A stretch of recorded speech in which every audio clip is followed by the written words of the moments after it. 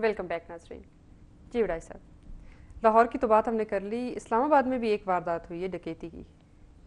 دیکھیں اسلام آباد میں نیوز ون, اب یہ جیسے ایک امریکن کو اگر کوئی ہٹ کرتا ہے یا اس کو ٹارگٹ کرتا ہے ایسی کسی واردات میں, یہ اس سے زیادہ میڈیا, اور میڈیا میں بھی ایک ٹی وی چینل دیکھیں, یہاں پہ میں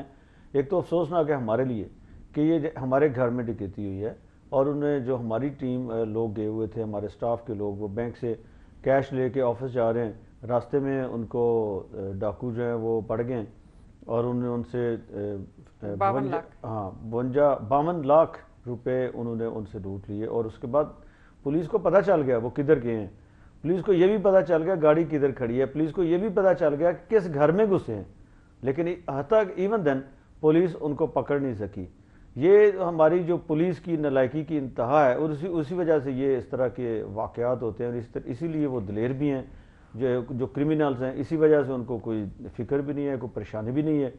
اور ساری کی ساری وارداتیں جو وہ کرنا چاہتے ہیں, جہاں پہ جس طریقے سے وہ اپنی مرضی سے کرنا چاہتے ہیں, کہتے ہیں جی جو خود کچھ بمبار ہے اس کو نہیں روکا جا سکتا. یہاں پہ تو یہ صورتحال ہے کہ ان کو کچھ پتہ نہیں ہے کہاں پہ اسلام آباد فیڈرل کیپٹل جو بالکل ڈیڈ الرٹ وہاں پہ ہوتا ہے, اور پورے کیپٹل کو کہتے ہیں ہم نے سیل کر دیا ہوا ہے, پورے کیپٹل کی سیکورٹی ہم نے فلاں سکینر لگا دیے ہیں, فلاں اس کے ساتھ پورا اس کو, لیکن وہاں پہ دن دہاڑے ایک واردات ہوتی ہے, اور اس واردات کے بعد فوری طور پہ انٹیریئر منسٹر کو بھی اس کا پتہ چل جاتا ہے, وہاں کی پولیس جو اس کو بھی نوٹس میں آ جاتی ہے, جو ہائی اپس ہیں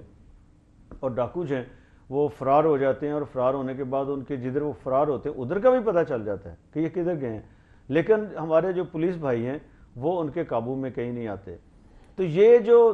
چلیں آج لاہور میں جو ہے اس میں ایٹ لیسٹ انہوں نے یہ کیا کہ وہ امریکن جو صاحب ہیں وہ بھی اس سین سے انہوں نے بھاگنے کی کوشش کی, جو بھی اس کی وجہ تھی وہ کہتے ہیں میں نے سیلف ڈیفنس میں کیا ہے, یہ بھی کیا ہے, تو ان کو وہاں پہ کھڑا ہونا چاہیے تھا, پولیس کو سرنڈر کرنا چاہیے تھا, لیکن وہاں سے وہ بھاگے. اب اس کی سمجھ نہیں آتی صدف کہ ایک بندہ جو ہے وہ سیلف ڈیفنس میں یہ کرتا ہے تو اس کو بھاگنے کی کیا ضرورت ہے, لیکن یہ ہے کہ وہ بھی وہاں سے بھاگے, اور اب بھاگتے بھاگتے وہ انہوں نے انارکلی وہاں سے میرا خیال ہے کہ 3-4 کلومیٹر دور ہے, وہاں جا کے الٹیمیٹلی ان کو چونکہ وائرلیس چل گئی اور ان کو روک لیا گیا, پکڑ لیا گیا. ورنہ یہ ہے کہ وہ یعنی ایک ٹپیکل جیسے ہمارے لوگ ہیں نا, واردات کرتے ہیں اور واردات کے بعد بھاگ جاتے ہیں.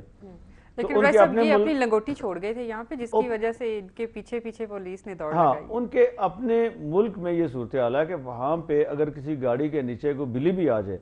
تو وہیں پہ گاڑی کھڑی ہو جاتی ہے, پولیس کا انتظار کرتے ہیں. یہاں پہ انہوں نے وہی جو ان کی کلچر ہے, وہی جو ویلیوز ہیں لا کو ابائڈ کرنے کی, وہ انہوں نے یہاں پہ فالو نہیں کی, اور یہاں سے انہوں نے جب بھاگے تو ڈیفینیٹلی یہ ایک مشکوک چیز ہو جاتی ہے. کہ ایک دوسری چیز جو ابھی صدف پوائنٹ آؤٹ کر رہی تھی وہ یہ تھی کہ جی گولیاں ان کو پیچھے سے لگی, ایک بندے کو ایک گولی آگے سے لگی ہے فرنٹ سے, باقی ساری کی ساری جو 13 گولیاں تھیں دونوں کو وہ پیچھے سے لگی ہیں. اب یہ ایک صورتحال ہے جس کو پولیس ہی انویسٹیگیٹ کرے گی کہ یہ پھر کیا سین بنتا ہے. اگر انہوں نے روکنے کی کوشش کی ہے ڈکیتی کی نیت سے تو پھر گولیاں ان کو پیچھے سے کیوں لگی ہیں, اور اگر وہ ڈاکو تھے تو پھر تو ظاہر ہے انہوں نے فرنٹ سے آنا تھا. لیکن یہ ہے کہ اب یہ بھی انویسٹیگیشن میں پتہ چلے گا کہ گاڑی کس پوزیشن میں تھی اور موٹر سائیکل والے کس پوزیشن میں تھے. انہوں نے ساتھ والے دروازے کے ساتھ آ کے روکنے کی کوشش کی ہے یا آگے سے اس کو بلاک کرنے کی کوشش کی ہے. تو بہرحال جو بھی ہوا ہے اس کے نتیجے میں ایک ایسا واقعہ ہوا ہے جو بڑا افسوسناک ہے, اور بڑا ظاہر ہے ہم سب کے لیے اسلام آباد میں جو کچھ ہوا ہے وہ تو ہے ہمارا پرسنل ہے, پرسنلی ہمارے لیے بڑا افسوسناک ہے, اور زیادہ افسوسناک کہ پولیس ہماری ناکام ہوگی ٹوٹلی وہاں پہ ان لوگوں کو پکڑنے میں, اور یہاں پہ جو کچھ ہوا ہے وہ اس سے زیادہ افسوسناک. اس سے زیادہ افسوسناک. صاحب یہ کیسے ممکن ہے کہ کیا کوئی غیر ملکی جو ہے وہ دوسرے ملک کی حدود میں اسلحہ لے کے چل سکتا ہے؟ دیکھیں یہ ہمارے ملک میں جو ڈپلومیٹس ہیں ان کو جس طریقے سے مختلف استثناء حاصل ہیں وہ آپ کے قانون کے مطابق نہیں ہیں, اور خاص طور پہ جو امریکنز ہیں ان کا کسی کو کچھ پتہ نہیں ہے کہ کب ان کو کون سی کنسیشن دے دی جاتی ہے, اور اس کے لیے کوئی نوٹیفیکیشن پبلک نوٹیفیکیشن تو ہوتا نہیں ہے.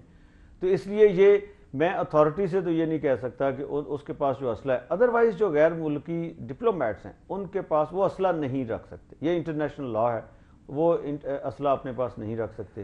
لیکن یہ ہے کہ اب یہ جو ان کے پاس اسلحہ تھا وہ کس قانون قاعدے کے تحت اپنے پاس رکھ رہے تھے, یا وہ ویسے جیسے امریکہ میں تو کوئی لائسنسنگ ہوتی نہیں اسلحے کی, تو وہ یہاں پہ اسی چکر میں وہ ان کے پاس تھا جو بھی اس کی وجہ تھی. اور ویسے اس میں ایک ابھی سوال یہ بھی تشنا ہے کہ ان کے پاس اسلحہ کس نوعیت کا تھا؟ نہیں وہ تو خیر کلیئر ہو گئی ہے وہ کون سا، ظاہر ہے انہوں نے فائرنگ کی ہے تو اس کا تو پتہ ہی ہے کون سی نوعیت، پمپ ایکشن تھی اور اس طرح کا کچھ اسلحہ تھا. اچھا لیکن یہ ہے کہ وہ ایشو نہیں ہے سوری، ایشو یہ ہے کہ ان کے پاس اسلحہ سوری وہ کیوں تھا. اب ایشو میں آپ کو ویورز کو بھی بتانا چاہوں گا کہ جنرل مشرف کے دور میں یہاں پہ یہ ہوا جی کہ فلاں جو امریکن ایجنسی ہے وہ آپریٹ کرنا چاہتی ہے تو انہوں نے اجازت دے دی. انہوں نے کہا جی ہمیں لینڈنگ رائٹس چاہیے، وہ بھی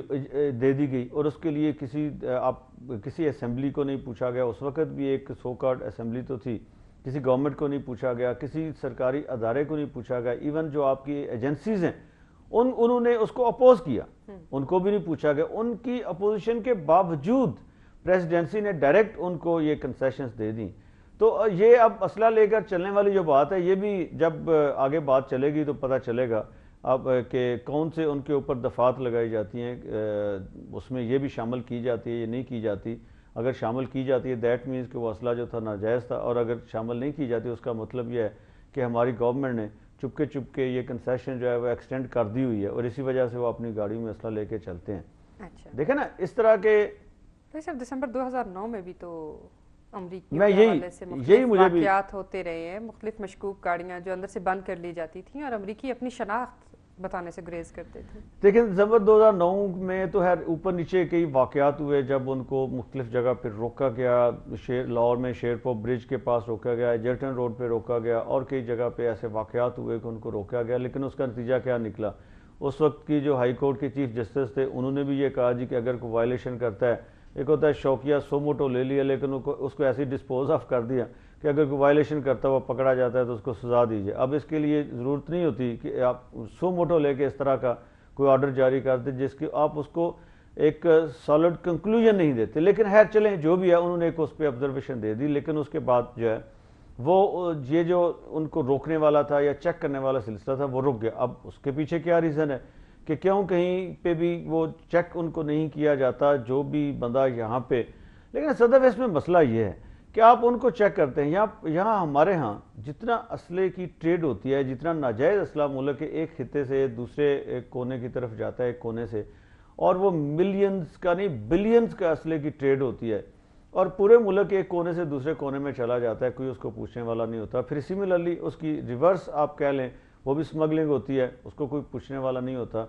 اور وہ ٹرکس میں اور گاڑیوں میں جاتا ہے. یہ نہیں ہے کہ وہ ایسے کو لوگ اپنی پاکٹس میں چھپا کے لے جاتے ہیں بڑا بڑا اسلحہ. تو یہاں پہ یہ جب صورتحال ہے تو یہ تو کوئی ایشو نہیں ہے. کوئی بندہ گاڑی میں اگر اسلحہ لے کر چلتا ہے اس کو چیک کرنے کا کوئی طریقہ نہیں ہے ہماری پولیس کے پاس